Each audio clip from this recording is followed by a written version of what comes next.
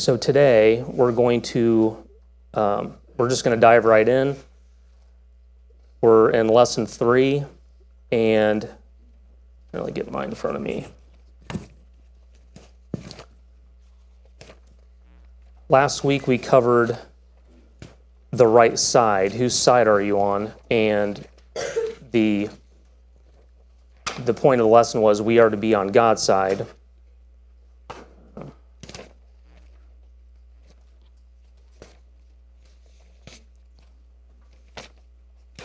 All right, there we go. So lesson 3, and we're going to start off the right issue. Point number 1 on your outline. God's ways are not our ways. God's ways are not our ways. And then letter A underneath, the plans God gives us to follow seem to be foolish. And if you will flip to Joshua, where your first ribbon is, we're going to read Joshua chapter 6. We're going to read verses 1 through 5.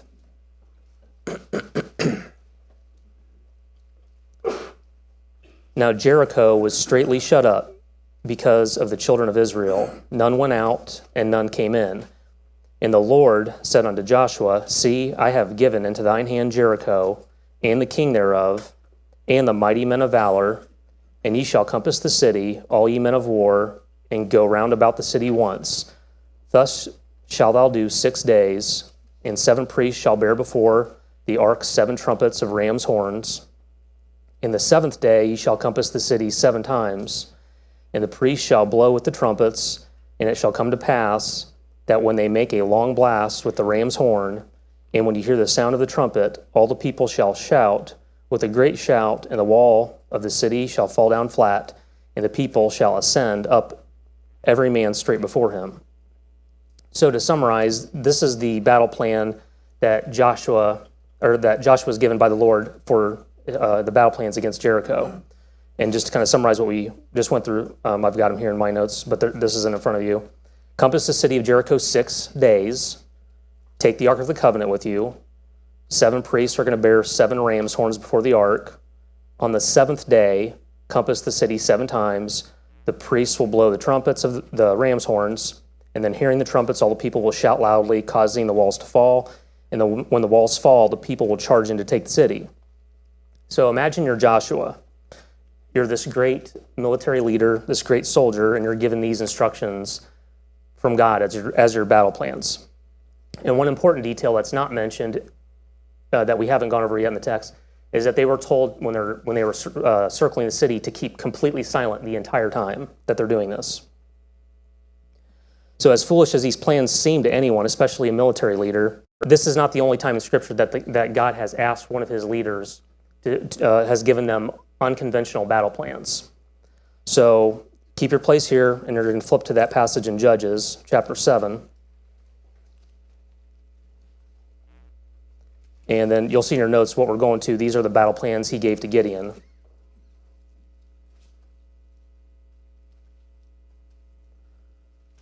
Judges 7, and we're in verse 1. Then Jerubbaal, who is Gideon, and all the people that were with him rose up early and pitched beside the well of Herod, so that the host of the Midianites were on the north side of them, by the hill of Moreh, in the valley. And the Lord said unto Gideon, The people that are with thee are too many for me to give the Midianites into their hands, lest Israel vaunt themselves against me, saying, Mine own hand hath saved me. Now therefore go to, proclaim in the ears of the people, saying, Whosoever is fearful and afraid, let him return and depart early from Mount Gilead. And there returned of the people 20 and 2,000, and there remained 10,000. So before a great battle, no wartime general has ever said, and certainly no one other than God has ever said, you have too many to win this battle. We need to make this army smaller.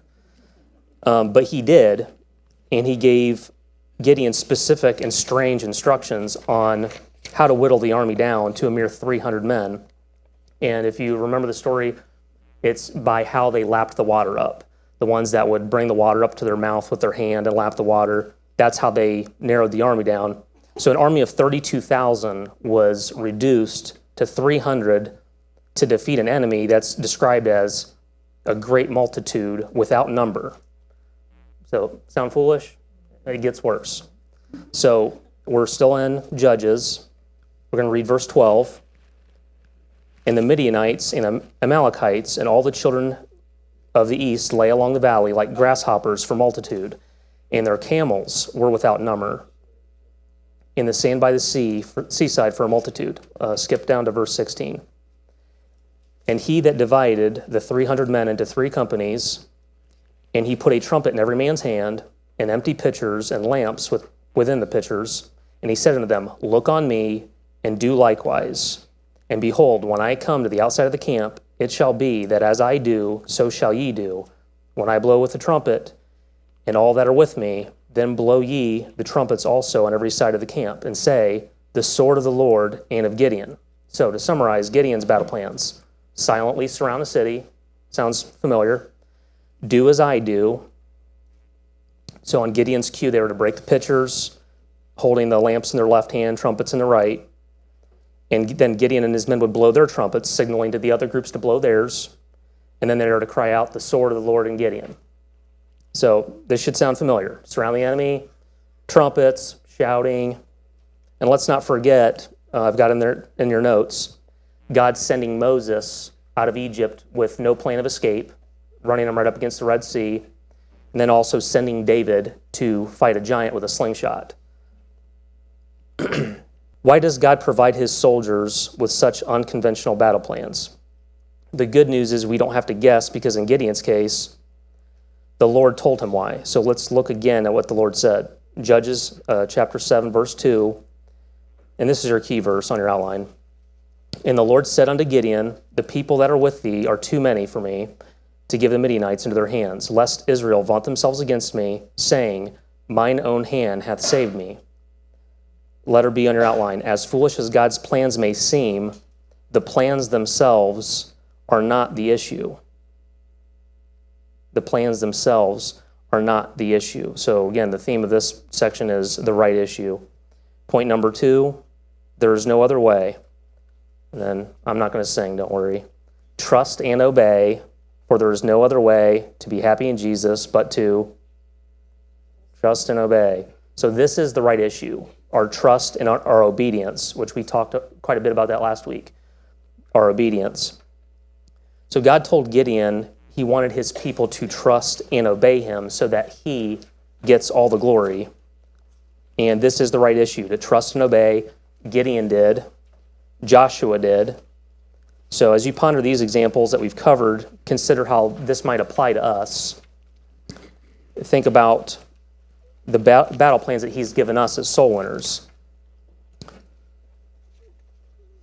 Key verse on your outline, 1 Corinthians 1, 18 through 29, our plan seems foolish. And that's the point that we're making here with these examples.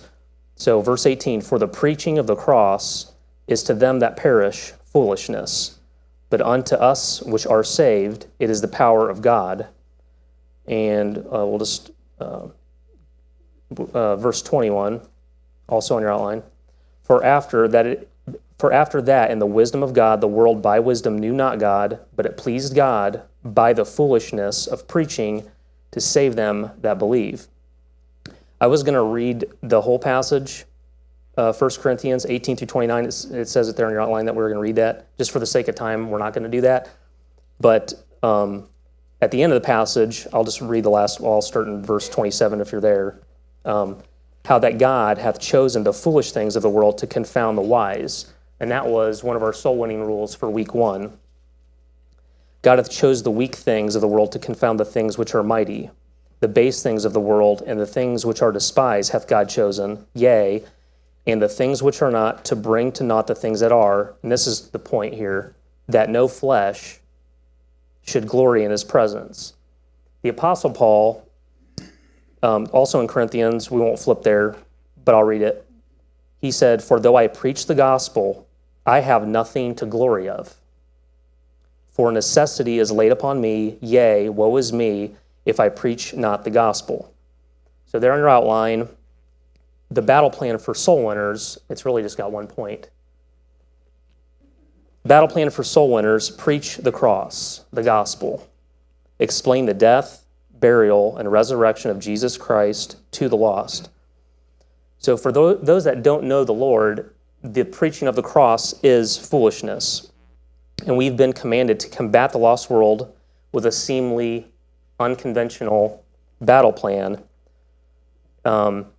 Just like when you're at work, and he's talking about handing out the tracts to all these people at work. It's like, I'm just supposed to go around the cubicle there and tell Steve about the death, burial, and resurrection of Jesus Christ. That's it. That's the plan. Yes, that's it. That's the plan that we're given. That's the only reason we're here. And God wants us to trust him, like Joshua and like Gideon. He wants you to trust the plan, and he wants you to obey him. So when you go out into battle, remember Jericho, remember Gideon, and simply sharing the death, burial, and resurrection of Christ from the Bible may not seem like enough. And I put this in your notes. It may seem awkward and powerless, but we know that it isn't, because the Bible literally says it is the power of God. So remember, the right issue, it's not the plans, it's to trust and obey. Okay, so our next topic, we've covered the right side, the right issue, and now we're on to the right question. Point number 1.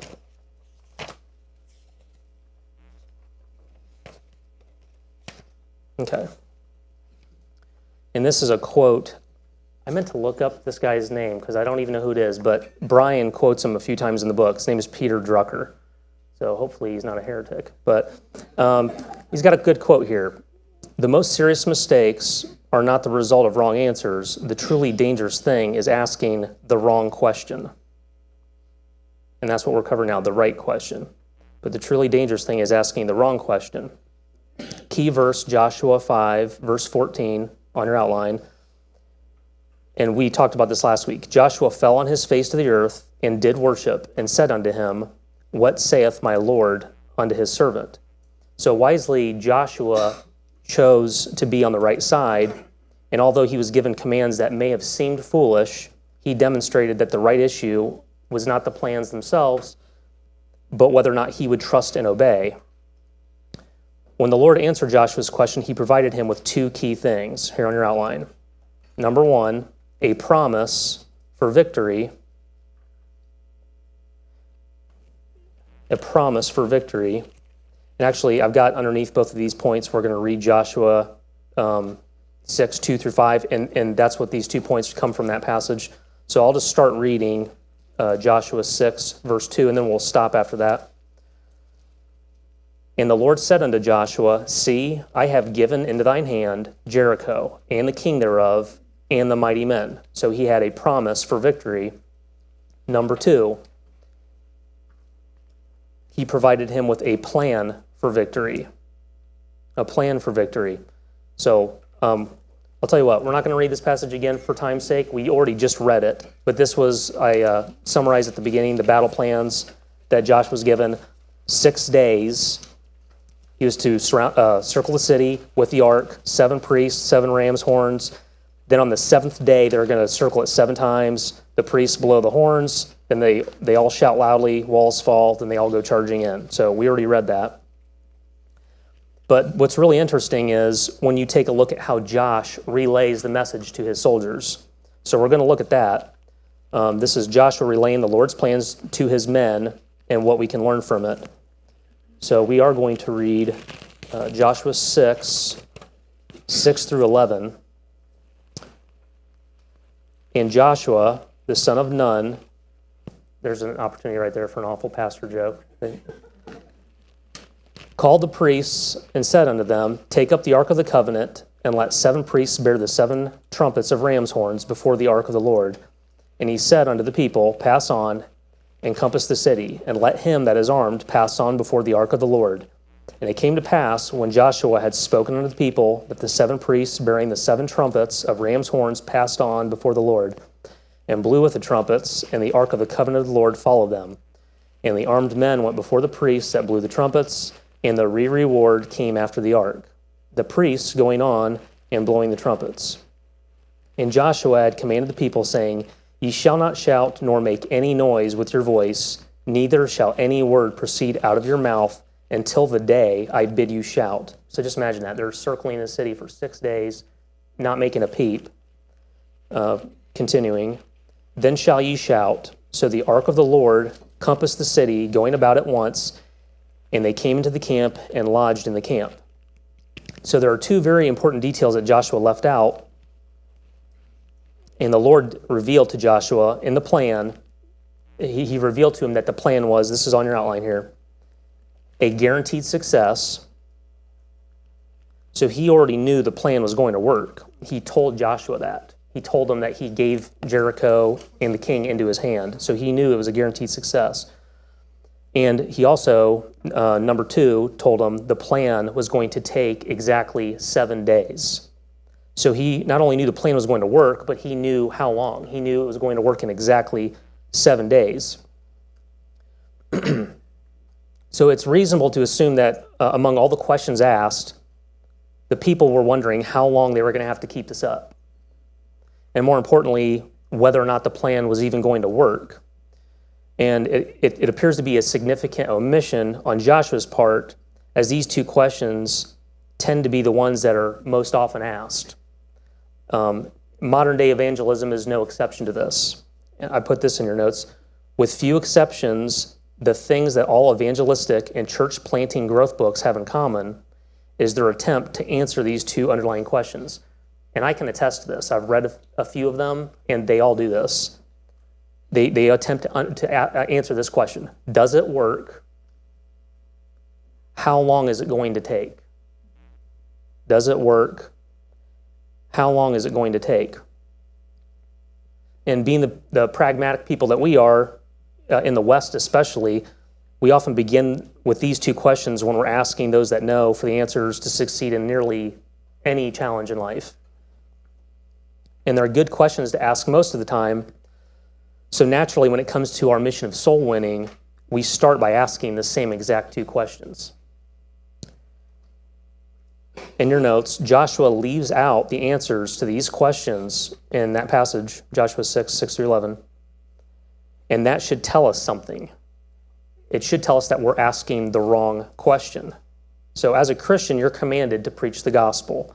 He has given you a plan, and you see that's all that Joshua's men had. All they had was the plan. They didn't know if the plan was going to work. They didn't know how long it was going to take. All they know was what they were told to do. And the important note in this lesson is that you are not Joshua in this scenario. You are Joshua's men. The results are not your department. Your job is to do what you are told. In your notes there, we cannot begin with pragmatic questions to which we cannot have definitive answers, like the amount of time that's going to be spent, or is this going to work?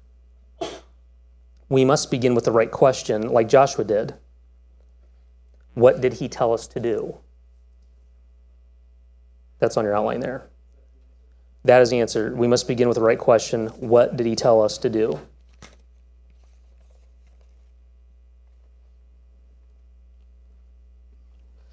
Point number 2, if we begin with pragmatism, does it work? How long is it going to take?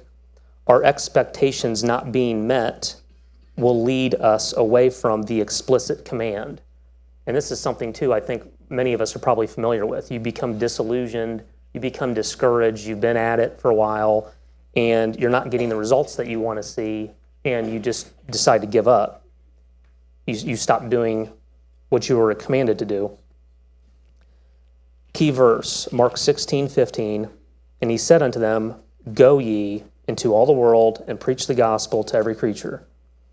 So, considering this verse, he commanded us to go and preach the gospel, it says, to every creature. So the first part of that command, this is on your outline, the first part of that command is to go. So we know our obedience begins with us going, which may look 100 different ways, but whatever idea you come up with, it has to involve going to the lost. The plan's not to make them come to you. Our second part of that command is to preach the gospel. to preach the gospel. So we know our obedience requires words coming from our mouths, and those words are specific.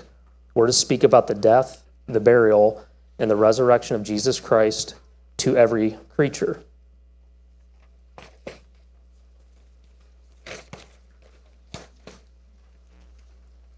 And there's many ways we can obey what he told us to do, and it depends on our location and our demographics. I got this on your outline there. So prayerfully search for ways God is leading you, but first remember, the leading begins with asking the right question, and that is, what did he tell us to do? So we've covered the right side, the right issue, the right question, and now we're going to move into what I thought was the most salient point in going through this section, the right measure. Because this is really something we get hung up on and why we get discouraged. So point number one, being a soul winner means dealing with a lot of rejection. And the reality is when you're trying to witness to somebody, it may take a long time to win somebody to Christ. In the book that we're kind of used as a framework for this, he was at it for years, with scarcely any results. He had like 5 people in his church. I mean, I can't imagine how discouraging that would be. We can't be discouraged, and a lot of it comes from having the wrong measure. So in your notes there, this can be very discouraging because we want success. And if this is you, it's likely that your main problem is not your method, although there are bad methods. Your main problem is your measure. So letter A, you need to have a biblical measure for success. And then I included on your notes there to recognize that success has a wide spectrum. Those are just some examples. Like if you're out soul winning, somebody was willing to talk to me, I didn't get the finger, I got to share the gospel, we didn't get rained on, but it can go all the way to someone received Christ, they came to church more than once, they want to get baptized, they came to midweek Bible study, they want to get discipled, they want to join me soul winning. So there's a huge range of success when we consider evangelizing. Letter B, we should not overemphasize the metric of attendance. We should not overemphasize the metric of attendance. The most common metric for success in the church, especially in the United States, is attendance. He used a phrase in the book, I'm not really familiar with it because I'm not a preacher, but they say nickels and noses. And he says when you meet with other pastors, the most common question that they ask among themselves when they're talking about the churches, how many numbers are you running? Which, I mean, it's the same thing in the business world. I mean, I'm probably going to think this is kind of morbid, but even when I go to conventions and stuff, they'll say how many families do you take care of this year? They don't phrase it the way you thought I was going to say. But I mean, that is how we see things in the business world, and that's the most common question among pastors when they're asking about each other's churches. We all want to see more people in church on Sunday, but is this the criteria by which we will be judged when we stand before Christ? On your outline there, financial blessings and church attendance are never suggested as a measurement of individual or church success in Scripture. And I have a note there, church attendance is good. I'm not saying that it's not. However, the overemphasis on this metric has made the new mission of the church to invite people to church. And I picked a bad day to do that. Inviting people to church also is a good thing, so don't stop doing that. But the mission of the church, the mission of the Christian, is not to fill up a room. Flip to Acts. Keep your ribbons where they are. Acts chapter 14.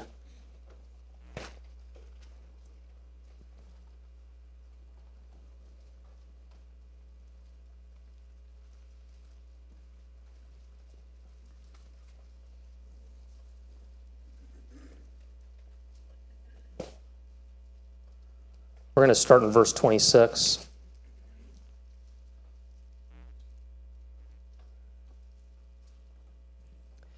And thence sailed to Antioch, from whence they had been recommended to the grace of God for the work which they fulfilled. And when they were come and had gathered the church together, they rehearsed all that God had done with them, and how he had opened the door of faith unto the Gentiles. And there they abode long time with the disciples.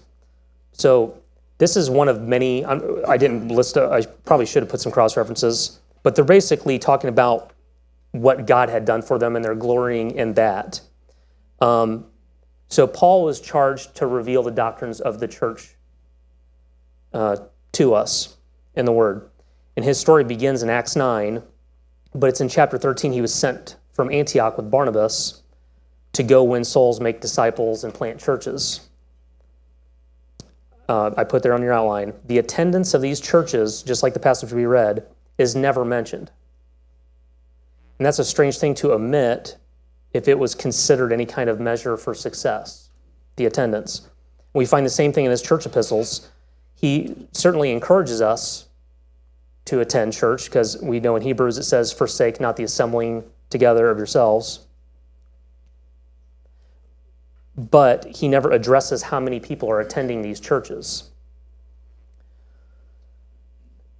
In your notes, again, we find the same with Paul's pastoral epistles, no mention of attendance, and surprisingly, neither Timothy nor Titus are given a strategy or principles for numerical church growth. Not a word. Even though all these books that we read, they're just hyper-focused on that. I know this sounds surprising, but if numbers are the metric, if numbers are the metric, then Joel Osteen. We should be taking lessons from Joel Osteen and Steve Furtick and all that, right? If numbers are the metric, then Noah was a failure. And Jeremiah was a miserable failure. And at the sake of sounding blasphemous, I'll say this, even Jesus Christ himself, numbers-wise, was pretty mediocre. I mean, 3.5 years, and he had 120 people, which by today's standards, in your notes, biblically, it would be difficult to support numbers as an accurate measure for success. Biblically, it would be difficult to support numbers as an accurate measure for success. So the problem's not success. The problem is not knowing how to measure success. Again, inviting people to church is a good thing. We're not discouraging that. Church attendance is a good thing. We all want to see people come to church. But if cold, hard numbers are not the right measure for success, then what is? And if you haven't noticed already, there's been a common thread running through the last week, even week 1, week 2, and today. And we keep coming back to it. Let's see how many people are paying attention. The right measure for success is... What'd you say?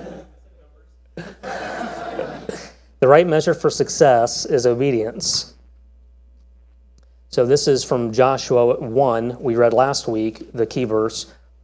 In the book of the law shall not depart out of thy mouth, but this is on your outline, but thou shalt meditate therein day and night, that thou mayest observe to do according to all that is written therein, for then shalt thou make thy ways prosperous, and then shalt thou have good success.